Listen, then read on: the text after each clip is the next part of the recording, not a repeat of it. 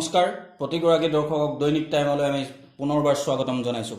দেশত কৰোনাৰ আতংক, সমান্তৰালভাৱে লকডাউন। এই সময়খিনিৰ মাজতেই গোলাঘাট আছুৰ জনতা সাহায্য কাৰ্যসূচী শুভাৰম্ভ।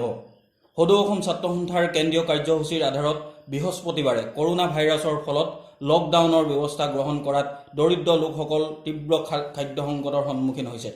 তাৰ প্ৰতি লক্ষ্য ৰাখি গোলাঘাট আঞ্চলিক ছাত্ৰ সন্থাই চেলেঙিৰ প্ৰায় 150টাৰো অধিক পৰিয়ালক খাদ্য সামগ্ৰী প্ৰদান কৰে। গোলাঘাট আঞ্চলিক ছাত্ৰ সন্থাৰ সভাপতি অংশুমান বৰুৱা, সাধাৰণ সম্পাদক বিশ্বজিৎ গগৈৰ নেতৃত্বত যোৱা এটা সজাতি দলে চেলেঙিৰ দৰিদ্ৰ পৰিয়ালক খাদ্য সামগ্ৰী যোগান ধৰে। উক্ত কাৰ্যসূচীত সদৌ অসম ছাত্ৰ সন্থাৰ সাংগঠনিক সম্পাদক ৰাজু ফুকন, গোলাঘাট জিলা ছাত্ৰ সন্থাৰ সভাপতি নিৰঞ্জন সোণোৱাল, সাধাৰণ সম্পাদক প্ৰিন্স দলে সহযোগিতা কৰে। আছুৰ এই পদক্ষেপ অব্যাহত থাকিব বুলি ইতিমধ্যে আছুৰ নেতৃত্বই জানিবলৈ দিছে। ব্যুৰো ৰিপৰ্ট, দৈনিক টাইম।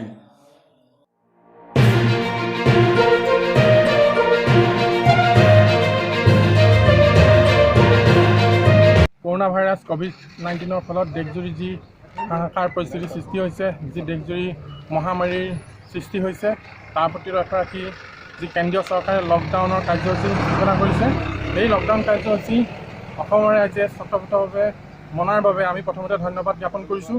আৰু আমি কেন্দ্ৰীয় চৰকাৰৰ এই লকডাউনৰ প্ৰতি আমি সমৰ্থন আগবঢ়াইছোঁ। তাৰ পৰিপ্ৰেক্ষিতত ৰাজ্যত যি খাদ্য সামগ্ৰীৰ অভাৱ হৈছে, নাটনি হৈছে, দুখীয়া মানুহৰ মাজত যোৱাকালি আমাৰ কেন্দ্ৰীয় সমিতিৰ তৰফৰ পৰা এক ৰাজ্যিক সাহায্য অভিযান নামেৰে এক কাৰ্যসূচী আজিৰ পৰা আমাৰ 10 দিনীয়াভাৱে আমি পালন কৰিবলৈ আগবাঢ়িছোঁ কেন্দ্ৰীয় সমিতিৰ নিৰ্দেশত। গতিকে আজি আমি গোলাঘাট আঞ্চলিক ছাত্ৰ সন্থাই গোলাঘাট আঞ্চলিক ছাত্ৰ সন্থাৰ কেইবাটাও শাখা গোটৰ সহযোগত আমি খাদ্য সামগ্ৰী বিতৰণ কৰিছোঁ। আজি আমি চেলেঙি অঞ্চলৰ খাদ্য সামগ্ৰী প্ৰায় 100 ঘৰতকৈ অধিক যি দুখীয়া ব্যক্তি আছে, যি চৰকাৰী আঁচনিয়ে ঢুকি পোৱা নাই, তেখেতলোকক আমি খাদ্য সামগ্ৰী যোগান ধৰিছোঁ।